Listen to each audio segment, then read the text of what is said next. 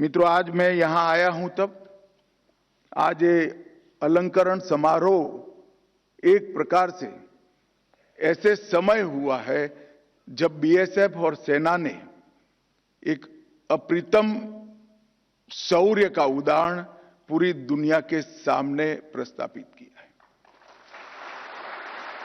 Operation सिंदूर ये हमारे प्रधानमंत्री की दृढ़ राजनीतिक इच्छा शक्ति, हमारी सूचना एकत्रित करने वाली संस्थाओं की सटीक सूचना और सेना का मारक क्षमता का अद्भुत प्रदर्शन, ये तीनों मिलता है तब ऑपरेशन सिंदूर बनता है।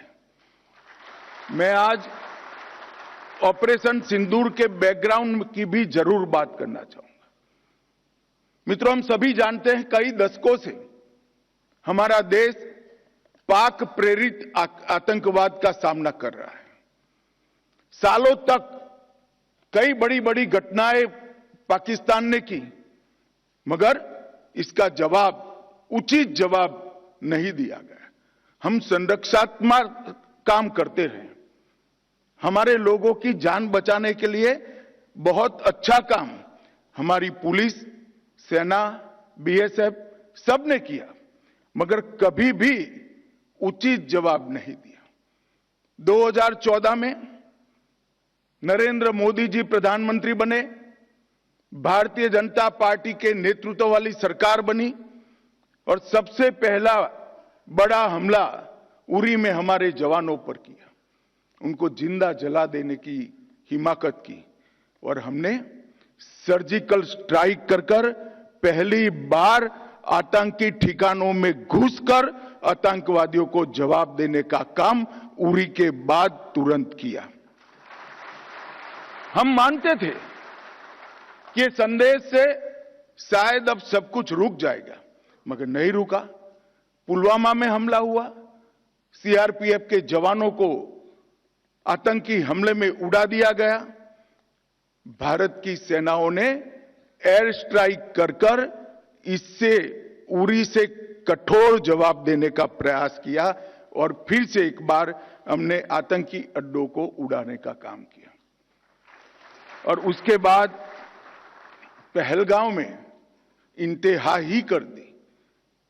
निर्दोष यात्रिकों को धर्म पूछकर अपने परिवार के सामने, परिवार के महिला सदस्य और बच्चों के सामने चुन चुन कर निर्ममता पूर्वक मारने का पाप पाक प्रेरित आतंकवादियों ने किया।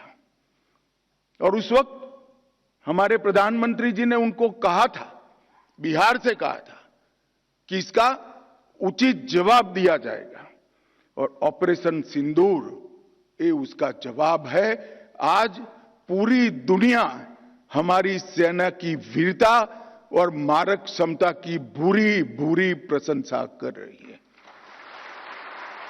और मैं आज इस मंच पर से सेना के उन वीर जवानों को, तीनों सेनाओं ने मिलकर जो पराक्रम किया है, वो सभी को समग्र राष्ट्र की ओर से मैं उनको अभिनंदन भी करना चाहता हूं और धन्यवाद भी कहना चाहता हूं कि आपने देश के स्पिरिट को वहां तक पहुंचाने का काम किया है जहां पहुंचाने की जरूरत थी। दुनिया भर में कई जगह पे आतंकी हमलों का जवाब दिया गया है, परंतु भारत ने जो जवाब दिया है वो एक प्रकार से अलग है। जब पहलगांव पर हमला हुआ, उसके बाद हमने 8 तारीख को ऑपरेशन सिंदूर लॉन्च किया। कुछ ही मिनटों के ऑपरेशन में हमने 9 आतंकी अड्डों को समाप्त कर दिया, जिसमें से 2 उनके हेडक्वार्टर थे। मगर उसमें बारीकी से समझने की यह बात है कि ना हमने पाकिस्तान के सेना के इंस्टॉलेशन को कभी तबाह किया, ना कभी एयरबेस को तबाह किया।